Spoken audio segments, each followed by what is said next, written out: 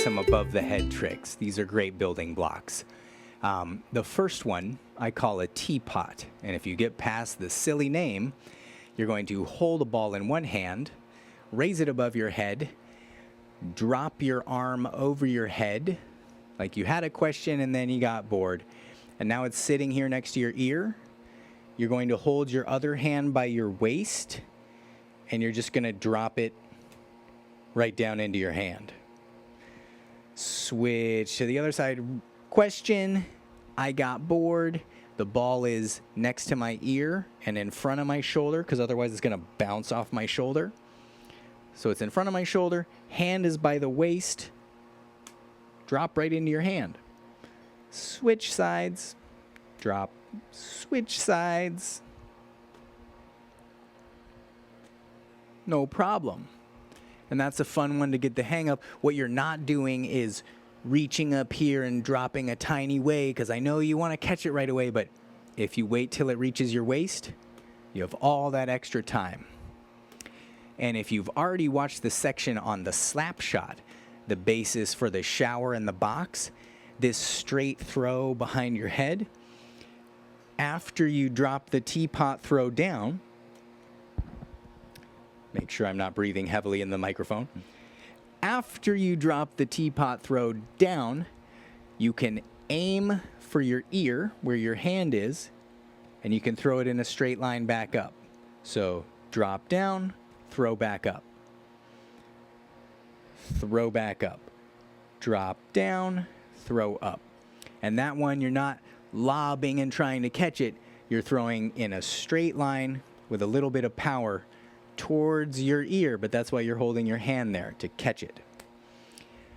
And so then you get used to some of these throws where you're not able to look at it as much, or your hands are in weird places like above your head. So the 2-ball version, before I do the above the head throw, the 2-ball version, if you hold it ready to drop, as soon as you drop, you're going to throw your other ball and try and catch it in your other hand. Drop, throw. It almost happens at the same time. As soon as you drop, you should already be thinking about throwing. Otherwise, it's pretty fast. Drop, throw. Drop, throw.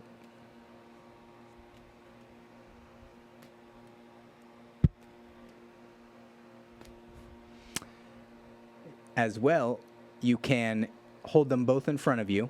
If you imagine this box here, the invisible box, you're going to hold one at the top corner and one at the opposite bottom corner. And this one you're going to throw straight up, and then we're just going to do that teapot throw. We're going to drop it down over here. But we try and catch it in our hands, which is kind of difficult. Switch. Boing. Or you can do it on one side and then the other. This one's just going to drop. This one's going to throw up. If it's hard to get, you can move them closer together so your hands have to move less far. But that's kind of a fun one. And really squeezes your brain. So we're going to try a little bit harder one, and that is the above the head juggle. Lean down so you can see what it looks like.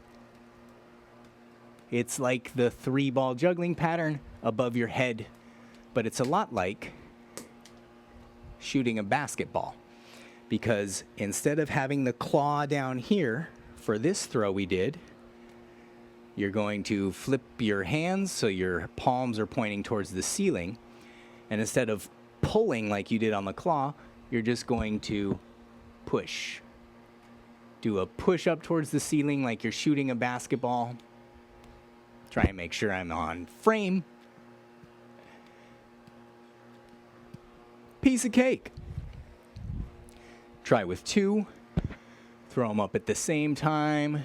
Throw one, then the other. Can try throwing them across. Throw one, then the other. You want to make sure you're prepared that you could drop it on your face. So use something soft.